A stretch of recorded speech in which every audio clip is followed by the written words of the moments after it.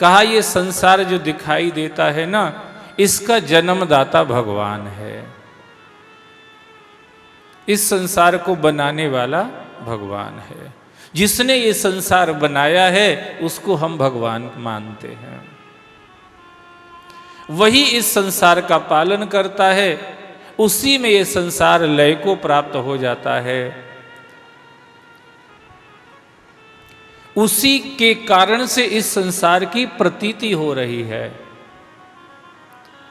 इस संसार के होने का जो आभास हमको हो रहा है कि संसार है, सभी मानते कि दुनिया है। महाराज दुनियादारी से बहुत परेशान, ये तो कहते भी हैं लोग, हम इस दुनियादारी से बहुत परेशान हैं। इसका मतलब दुनिया है तो सही, पर इस दुनिया के होने की प्रतीति जिसके कारण से हो रही है वो कौन है? बोले वो ईश्वर है, वो परमात्मा है, वो ब्रह्म है, वो भगवान है, जिसके कारण से संसार के होनेपन का हमें आभास होता है। सभी जितने कथा में बैठे हैं, भगवान का आभास भले ही ना हो रहा हो, पर संसार है ये आभास तो हो ही रहा है महाराज।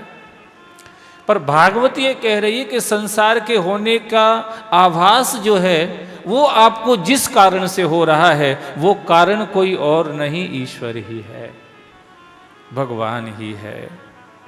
मुर्दा कभी कोई एहसास नहीं कर पाता है,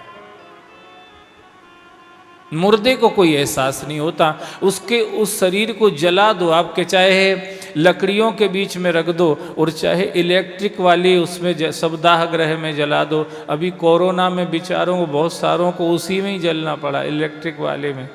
लकड़ी इतनी कहाँ से लेके आओ महाराज। मुर्दा कोई एहसास नहीं कर सकता, उसको खुद को भी जला दिया जाए तो एहसास नहीं। और आपके अंदर जब तक वो परमात्मा तत्व विद्यमान है, आपकी बात तो छोड़ो, आपका अपना कोई हो, अगर जरा सी जली हुई तिल्ली उसकी उंगली में लग जाए तो आप तत्काल बर्नॉल या कैमल इंक ढूंढने लगते हैं कि इसकी उंगली पे लगा दें तो थोड़ी ठंडक आ जाएगी महाराज। Whatever is happening in this world, that is only due to the presence of Lord Krishna.